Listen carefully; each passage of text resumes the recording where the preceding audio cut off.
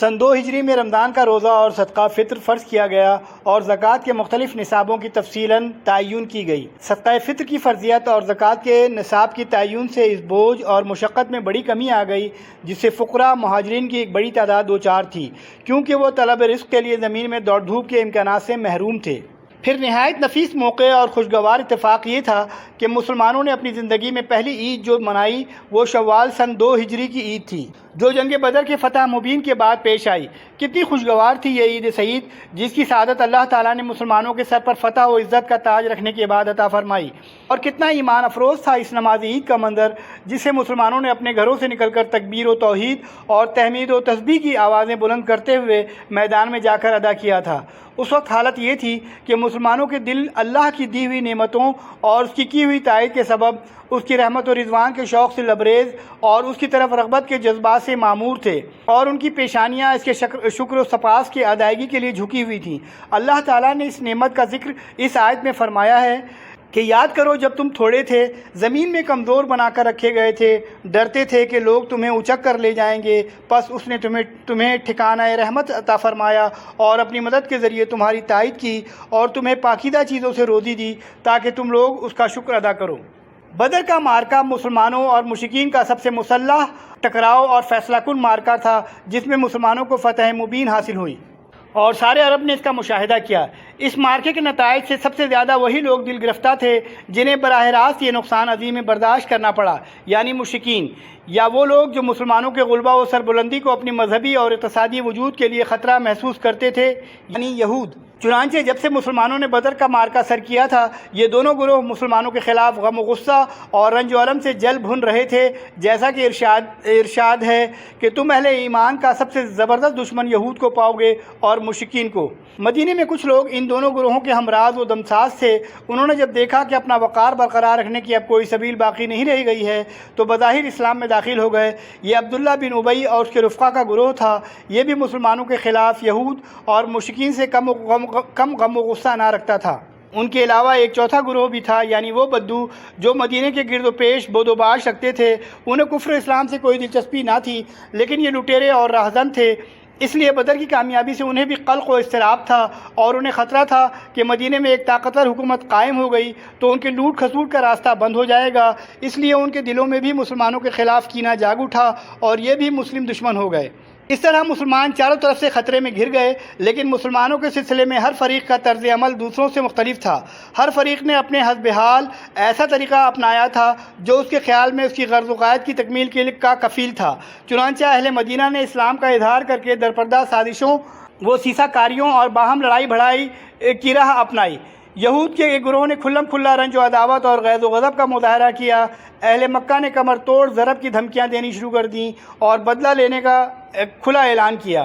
ان کی جنگی تیاریاں بے کھلے عام ہو رہی تھیں، گویا وہ زبان حال سے مسلمانوں کو یہ پیغام دے رہے تھے کہ ایک ایسا روشن اور تابناک دن ضروری ہے جس کے بعد عرصہ دراز تک نوحہ کرنے والیوں کے نوحے سنتا رہوں، اور سال بھر کے بعد وہ عملاً ایک ایسی معرکہ آرائی کے لیے مدینے کی چہار دیواری تک چڑھ آئے جو تاریخ میں غزوہ احد کے نام سے معروف ہے اور جس کا مسلمانوں کی شہرت اور ساکھ پر برا اثر پڑا تھا۔ ان خطرات سے نمٹنے کے لیے مسلمانوں نے بڑے اہم اقدامات کیے، جن سے نبی صلی اللہ علیہ وآلہ وسلم کی قائدانہ عبقریت کا پتہ چلتا ہے، اور یہ واضح ہوتا ہے کہ مدینے کی قیادت گرد و پیش کے ان خطرات کے سلسلے میں کس قدر بیدار تھی اور اسے نپٹنے کے لیے کتنے جامع منصوبے رکھتی تھی۔ غزوہ بدر کے بعد سب سے پہلی خبر جو مدینے کے شعبہ اطلاعات نے فراہم کی تھی وہ قبیلہ غطفان کی شاخ بنو سلیم کے لوگ مدینے پر چڑھائی کے لیے فوج جمع کر رہے ہیں۔ اس کے جواب میں نبی صلی اللہ علیہ وآلہ وسلم نے 200 سواروں کے ساتھ ان پر خود ان کے اپنے علاقے میں اچانک دھاوا بول دیا اور مقام قدر میں ان کی منازل تک جا پہنچے۔ بنو سلیم میں اس اچانک حملے سے بھگدڑ مچ گئی اور وہ افراتفری کے عالم میں وادی کے اندر 500 اونٹ چھوڑ کر بھاگ گئے، جس پر لشکر مدینہ نے قبضہ کر لیا اور رسول اللہ نے اس کا خمس نکال کر باقی مال غنیمت میں مجاہدین میں تقسیم کر دیا۔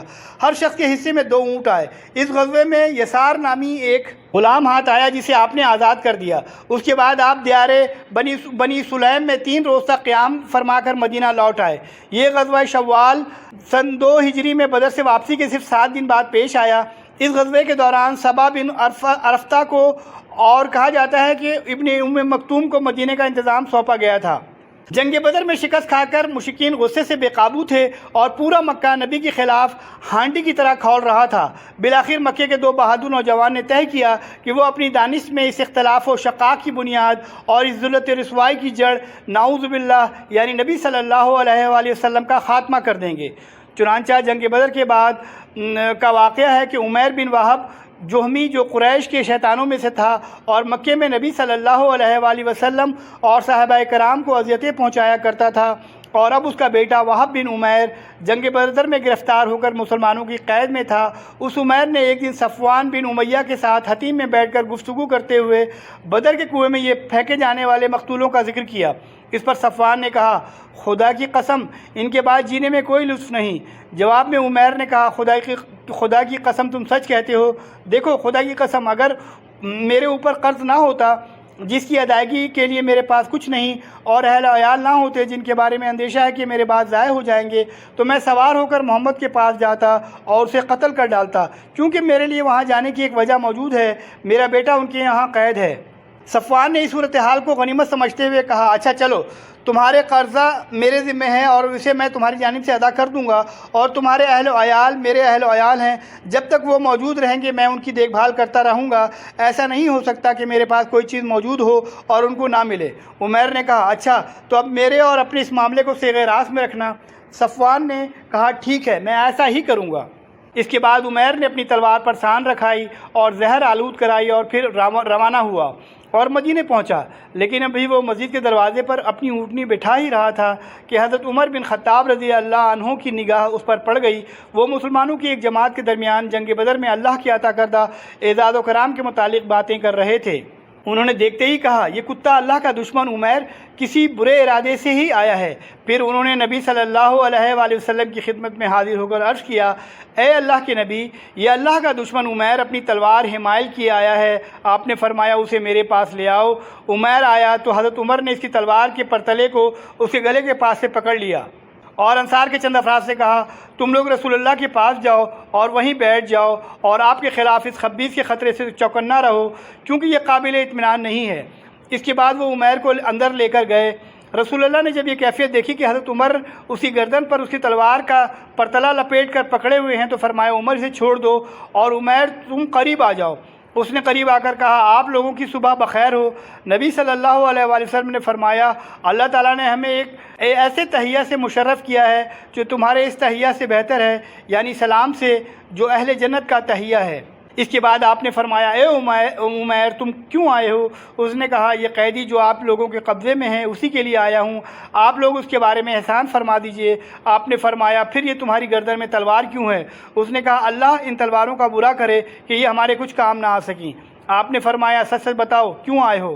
اس نے کہا، بس صرف اسی قیدی کے لیے آیا ہوں۔ آپ نے فرمایا، نہیں بلکہ تم اور صفوان بن امیہ حتیم میں بیٹھے اور قریش کے جو مقتولین کنویں میں پھینکے گئے ہیں ان کا تذکرہ کیا۔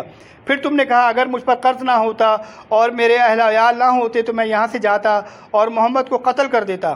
اس پر صفوان نے تمہارے قرض اور اہل و عیال کی ذمہ داری لی بشرطے کہ تم مجھے قتل کر دو، لیکن یاد رکھو اللہ میرے اور تمہارے درمیان حائل ہے۔ عمیر نے کہا، میں گواہی دیتا ہوں کہ آپ اللہ کے رسول ہیں۔ اے اللہ کے رسول، آپ ہمارے پاس آسمان کی جو خبریں لاتے تھے اور آپ پر جو وحی نازل ہوئی تھی اسے ہم جھٹلائے دیا کرتے تھے، لیکن یہ تو ایسا معاملہ ہے جس میں میرے اور صفوان کے سوا کوئی موجود ہی نہ تھا، اس لیے واللہ مجھے یقین ہے کہ یہ بات اللہ کے سوا اور کسی نے آپ تک نہیں پہنچائی۔ بس اللہ کی حمد ہے جس نے مجھے اسلام کی ہدایت دی اور اس مقام تک ہانک کر پہنچایا۔